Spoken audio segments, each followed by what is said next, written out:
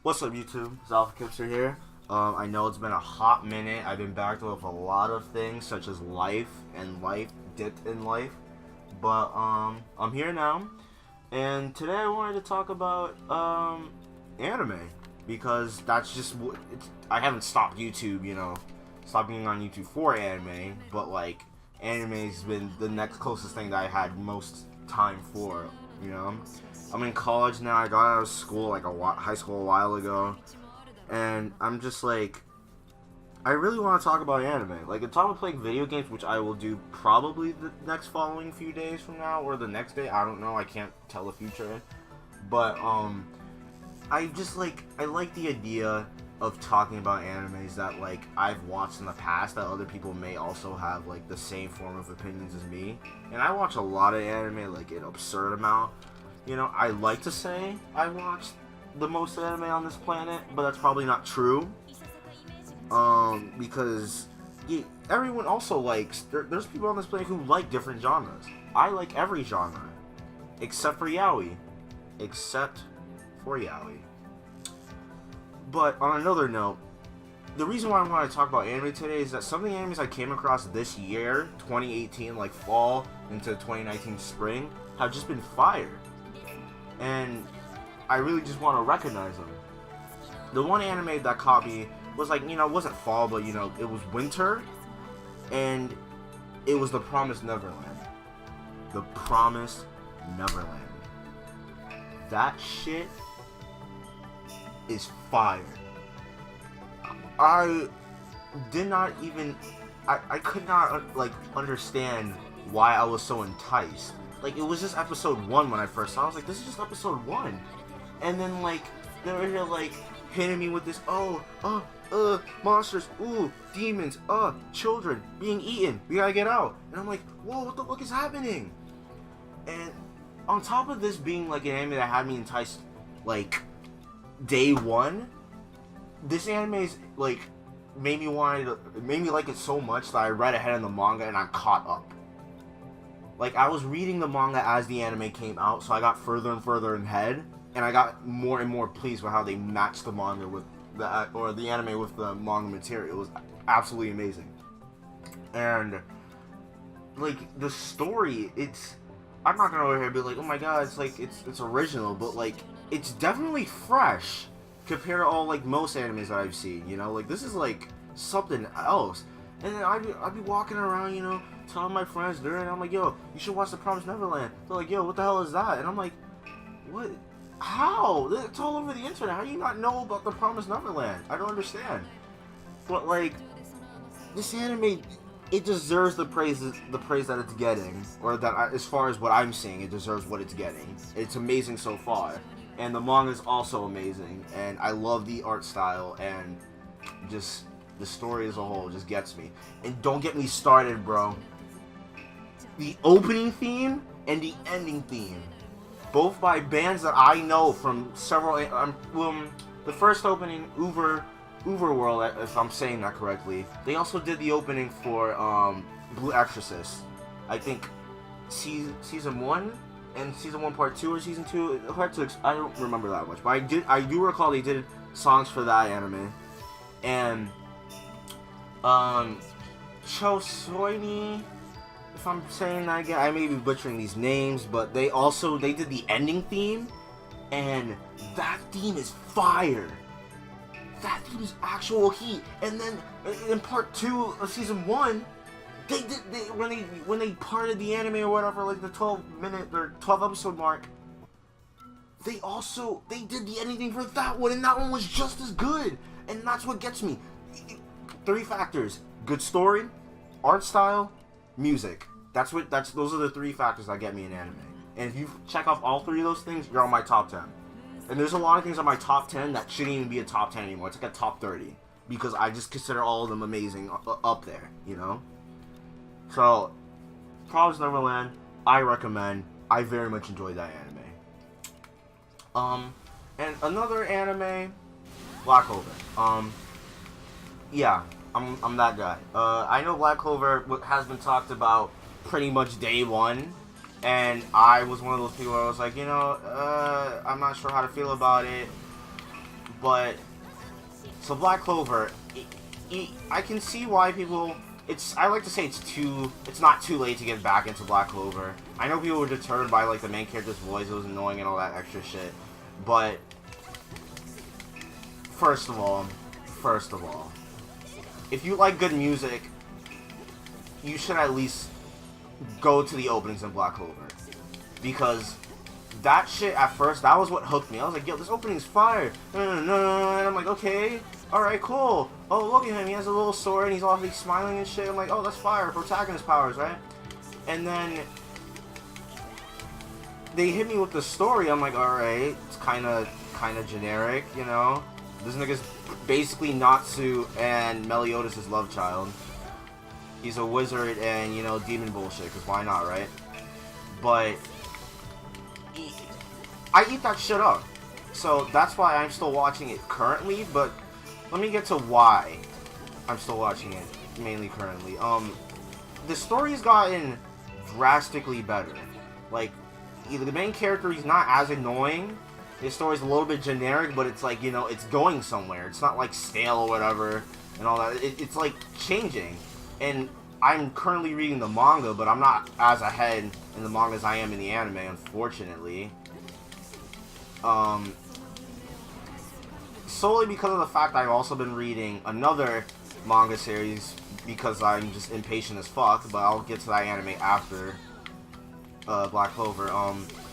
So mainly the art style, and it fills that quota for me. You know, I'm gonna say the same shit that I'm going to say for what was I? Promise Neverland. That's what it was. God, praising it so much I forgot it existed. Oh, I can't.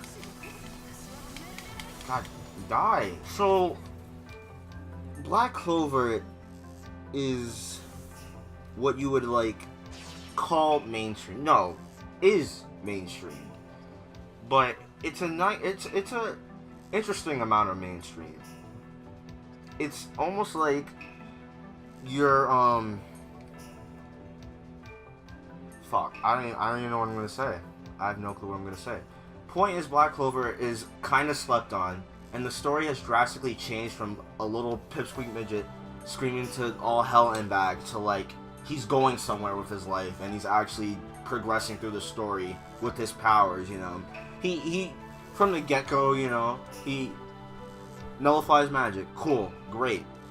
But then they started building up on that. It was like, that's not just it, you know? Which is obvious. Like, why would they just make it, oh, he can just nullify magic? That's just stupid. There'd be no point to having that character or the anime period if it was just about him nullifying magic. No, there's a build-up to it.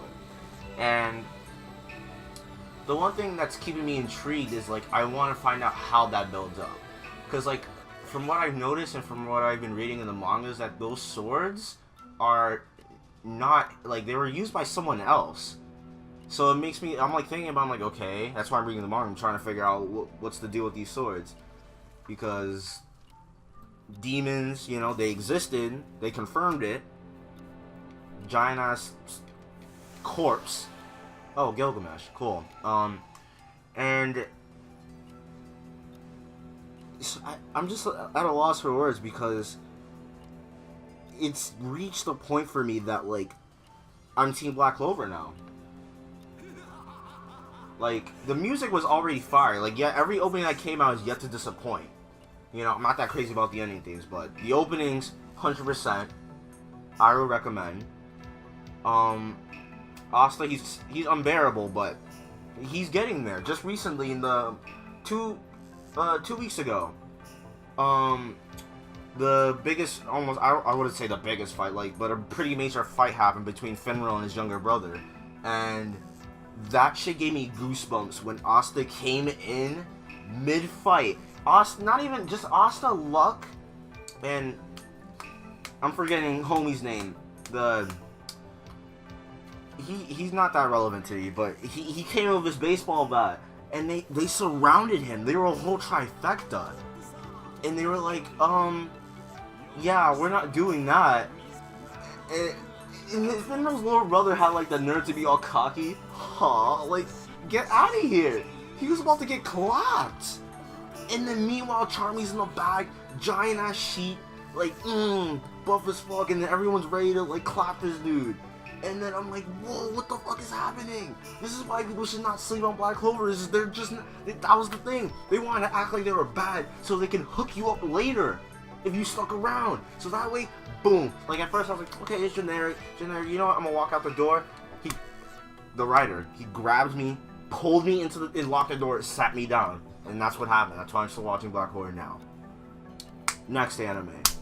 Well, I like to say, like, this will be the last one. It's only been these top 3. But I will be talking about anime more in the near future, hopefully. The next anime and/or manga series that I've been reading and catching up on, or I'm already caught up in the manga, but the anime I'm also watching in tandem is Kimetsu no Yaiba. I'm pretty sure it's what it's called, Demon Slayer no Yaiba. And that anime is clean, what you would call clean. Like, I mean, like, art style, the story, you know. I wouldn't even, like, would you even consider this generic? Like, the story's not even generic. It's about a young kid, you know, his family, he's chilling with his family, you know, the little mountain people, and then a demon shows up, claps his whole family, and then he's like, oh, what? Sister's alive? Sister turns into a demon, and pretty much the whole following story is just him trying to figure out a way to find a cure for his sister. And I don't want to spoil too much because I caught up in the manga and the manga's not done, which I'm really sad because it's reaching its climax so far as far as I know. But the main character is this anime, Tanjiro. This dude is the characters in this anime and/or manga are so likable that it's not even funny. Like, it's like there's one of these guys in the manga or anime. He has like blonde hair. You see him in the opening, and that guy, he's a clown.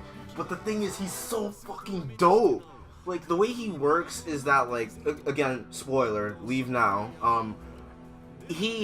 When he's under immense stress or like scared to all hell, he passes out.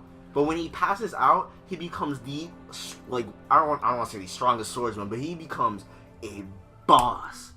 This man, like, you know, he does the whole, like, anime thing with the sheath, you know, take out my sword, split you in half, and then put it back. He does that, but with lightning. And I'm like, I thought this dude was a pussy. This man's just not a pussy. He can show you he could do work. He just preferred not to. And then there's another character that's who shows up in the anime after him, or in the manga after him, and his name is Inosuke. And Inosuke, he wears like a boar. You see him in the opening. He has like a boar hat. And this guy, like, he's self-taught. Like, he's a self-taught demon slayer. Like, how that's fucking dope. Like, he was born in the wild, and he was just like, yeah, animal gang. And then his whole thing was that he just wants to fight strong people. At first, he joined the Demon Slayer Corps just for the fact that he wanted to fight stronger people and or demons, you know. But I guess he still had, like, later he develops the sense of, like, and like he develops more of a moral compass. Like, he knows, oh, I gotta kill these guys because these guys are an actual problem, not just because I want to fight. But, like, wow, if you haven't already been watching this anime, or if you want to read the manga, I recommend you do it now, because the anime is, like, I think episode 5, 6 came out today, which is like Saturday, which I'm recording this right now. I should probably press say because I'm also playing a game at the same time. But overall, like, those have been 3 animes that have been sticking out to me thus far, and I'm really enjoying them. So, in all honesty, like, I very much do recommend you watch some of these animes. Like, Black Clover, okay, it's mainstream, you know, shonen, all that extra junk. If you're not into, like, all that mainstream shit, it's not that big of a deal. It's just, I would recommend, because I watch a lot of anime and I can pretty much decipher what's mainstream, what isn't. But I follow both paths, like, animes that have been like, you know, low key as shit, and animes that have just been mainstream as fuck.